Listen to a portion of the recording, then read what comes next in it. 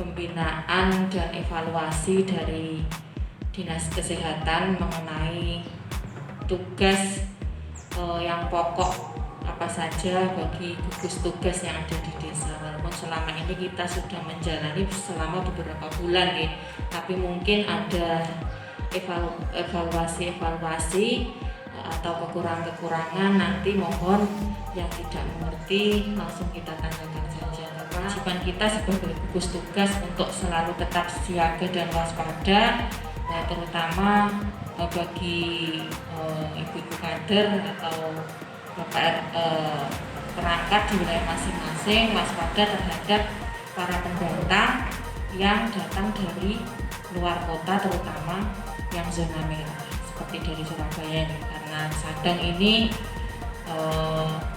dekat dengan pasar yang beberapa orang di dalam pasar itu dari wilayah mana saja, tidak wilayah di Jatirobo saja. Jadi saya himbau di sini, saya sebagai ketua tim gugus tugas yang ada di desa tidak akan bisa berjalan sendiri tanpa bantuan dari panjenengan semua. Untuk itu nanti mungkin ada evaluasi dari Dinas Kesehatan, monggo nanti kita simak bersama-sama. Akhirul kalam, wassalamualaikum warahmatullahi wabarakatuh.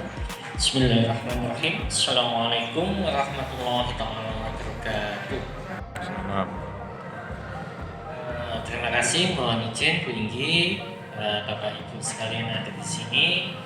Untuk saya sedikit memaparkan sedikit informasi tentang COVID-19 atau yang disebut sebagai Corona, dan evaluasi terhadap gugus tugas desa selama 3 bulan ini. Mohon maaf sebelumnya, mohon izin juga, nanti setiap evaluasi ini akan kita laksanakan setiap 1 bulan sekali.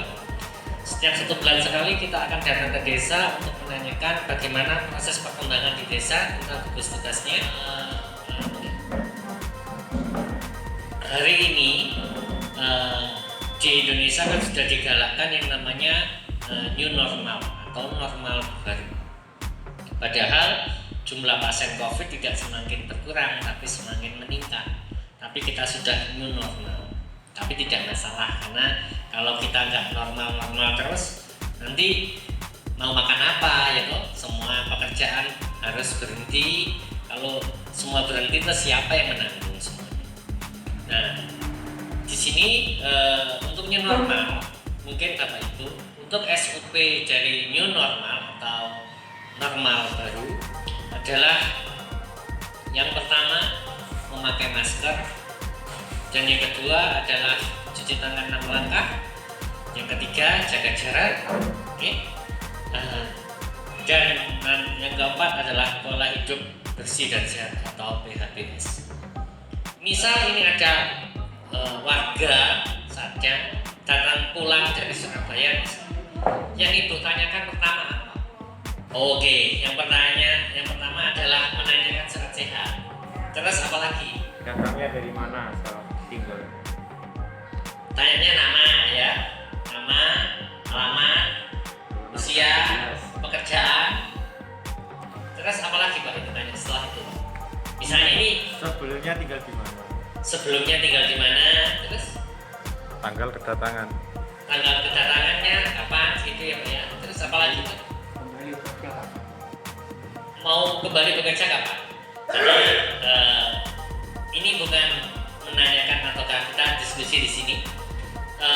SOP-nya untuk kedatangan warga yang dari luar kota atau dari daerah terjangkit. Yang pertama yang ditanyakan, misalnya dia datang ke balai desa atau ke posko gugus tugasnya desa. Yang pertama yang ditanyakan adalah nama, ya toh. Yang kedua itu usianya. Terus yang ketiga itu dia bekerjanya di mana. Terus yang keempat adalah bekerjanya sebagai apa.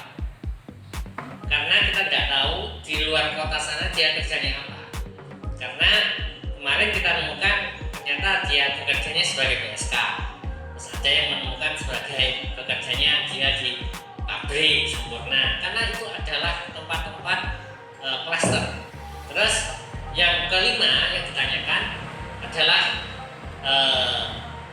tanda gejala. Jadi tanda gejalanya adalah tanda gejala COVID-19 atau corona itu cuma sama dengan batuk pilek biasa. Jadi yang pertama adalah batuk, yang kedua adalah pilek, yang ketiga adalah demam, yang keempat adalah sesak, dan yang kelima adalah nyeri dada. Kalau kelima ini tidak ada, bisa dimungkinkan dia sehat, ataupun dia dimungkinkan dia sebagai OTG atau orang tanpa gejala. Oke. Terus sudah itu semua ditanyakan, baru kita motivasi untuk pasiennya 14 hari tetap isolasi meskipun tidak ada gejala tadi. Sekarang pertanyaannya, apakah Bapak tahu kenapa kok disuruh 14 hari? Kok nggak 1 bulan atau sehari atau 2 hari? Karena virus itu, ini corona 19 adalah virus ya Bapak Ibu. Virus itu kalau masuk ke dalam tubuh, dia akan mati selama 14 hari oleh sistem kekebalan tubuh kita, imunitas. Tapi kalau dia sebelum 14 hari, dia masih hidup. Kalau misalnya dia itu terkena COVID, jadi selama 14 hari dia akan mati dan kalah dengan imunitas tubuh. Tapi kalau selama 14 hari tidak mungkin sembuh, misalnya batuk pilek, berdahak, sesak, nah itu dia kemungkinan antibodinya kalah dengan virus. Untuk yang normal tadi, SOP-nya pakai masker, terus jaga jaraknya 1,5 meter. Maksudnya kenapa kok 1,5 meter atau 1 meter? Karena virus corona atau COVID-19 itu ditularkan bukan melalui udara ya, tapi melalui droplet. Droplet itu air liur yang dikeluarkan saat kita batuk atau bersin. Kalau maksudnya maksudnya 1,5 meter, dia kalau batuk, insya Allah dia akan sampai 1,5 meter, paling setengah meter itu sudah. Soalnya kalau batuk gebres atau bersin itu kan muncratannya itu loh yang menyebabkan virus COVID-19 menular. Dan kenapa kok harus diterapkan pakai masker? Kalau pakai masker dia gebres, itu dia nggak akan keluar semua, paling numpuk di sini terus. Nah, makanya itu harus pakai apa itu namanya masker. Dan sebagian malah yang gugus tugas itu malah takut kalau datang ke rumahnya pasien. Sebagian karena apa? Karena takutnya tertular.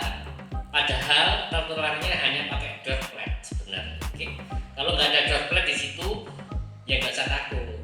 Tapi masalahnya kalau sama pasiennya yang corona kan takut. Tapi kalau sama uang enggak. Padahal orang kalau batuk jebret megang uangnya dikasihkan orang lain, kan sama saja. Habis itu orang yang menerima uang garuk-garuk hidung, mulut, akhirnya terkena juga. Jadi sama saja. Jadi makanya disuruh PHBS atau perilaku hidup bersih dan sehat kita cuci tangan. Setiap melakukan apapun yang hubungannya dengan droplet kayak uang, kayak benda apapun harus cuci tangan. Okay. Terus untuk gugus tugasnya juga jangan sampai lengah karena hari ini warga karena kita sudah capek gitu. Karena sudah lama sekali corona ini COVID ini sudah lengah, banyak yang lengah. Jadi kita sudah banyak yang nggak pakai masker kalau keluar. Terus kadang kita juga sudah sampai sabun cuci yang di depan rumah itu airnya nggak ada yang sabunnya habis. Gak kali pernah dipakai juga banyak, sampai lumutan juga banyak. Ternyata hanya awal-awal saja ya. Padahal itu setiap kali kita bertamu ke orang harusnya kan tetap cuci tangan pagi. Terus saya mau tanyakan, untuk gugus desa Sajahan ini sudah sering melaksanakan penyemprotan ya? Ya. Sering ya di tempat-tempat umum sama tempat-tempat yang sering dihuni masyarakat. Masjid, sekolah terus gitu. Terus yang saya mau tanyakan, bisa mencampur itu cairan disinfektan? Bisa. Jadi intinya itu campurannya itu seperti ini. Baiklit itu kan iritasi kulit ya. Jadi pencampurannya itu 30 cc atau 30 ml dibanding 1 liter. Kalau 16 liter berarti 16 kali liter air, Berapa? 1 liter air dikasih 30 cc. 30 cc itu kalau disendokkan, kita paling gampang orang Indonesia kalau pakai sendok itu adalah 1 sendok adalah 10 cc, otomatis 3 sendok akan tambah 1 liter air. Untuk pasien-pasien yang dari luar daerah yang masih belum pulang masih banyak ya Pak? Maksudnya yang dari Surabaya, dari Jakarta Udah kembali. Sudah kembali. sudah pulang semua. Maksudnya yang belum pulang ke Sajang maksud saya. Kan di sana kan banyak yang lockdown. 1 minggu satu kemarin Putri. Oh gitu ya. Jadi ya ada kalau misalnya nanti ada dan tolong dikomunikasikan ke bidan desa. Ya. Siap. Oh. Nanti kita datangi setiap minggu. Jadi intinya itu tidak masalah itu. Misalnya dia datangnya di sini tanggal 11 bisa. Ternyata tanggal 13 dia pulang, terserah, nggak masalah. Yang penting kita sudah komunikasikan bahwa harus apa itu namanya isolasi 14 hari. Tapi belum sampai 14 hari dia pulang, misalnya kembali ke Surabaya atau Jakarta, tidak ada masalah. Tapi nanti di sana juga mereka akan dikarantina lagi 14 hari. Intinya memutus rantai penularannya 14 hari itu virus akan mati dalam tubuh 14 hari. Kalau dia sudah 14 hari itu sudah terlampaui, antibodi akan membunuh kuman tersebut atau virus tersebut. Makanya disuruh isolasi 14 hari. Saya jelaskan satu kali lagi ya Bu. Rapid itu beda dengan swab. Nanti jangan sampai salah. Takutnya nanti misalnya yang berkembang di masyarakat rapidnya positif dikira wes apa corona dia. Belum. Jadi intinya kalau swab itu adalah pemeriksaan utamanya. Kalau rapid belum tentu. Dan saya bilang rapidnya itu banyak yang positif, cuman swabnya masih kurang ya. Oke, kalau memang tidak ada pertanyaan lagi dari Bapak Ibu, kalau sudah paham, nanti 1 bulan lagi kita akan kesini dengan tim yang berbeda. Mungkin saya sudah nggak kesini, nanti tim yang lain yang kesini. Nanti mohon pemberian penjelasannya sedikit karena kita hanya evaluasi saja. Nanti kan ini akan diteruskan lagi ke dinas kesehatan, akan diteruskan lagi ke kabupaten. Oke, itu saja. Mungkin kalau tidak ada pertanyaan, saya mohon maaf kalau sudah ada mungkin sedikit tenggang waktunya. Dan terima kasih sudah datang dan meluangkan waktunya. Terima kasih. Saya akhiri. Assalamualaikum warahmatullahi wabarakatuh. Waalaikumsalam warahmatullahi wabarakatuh.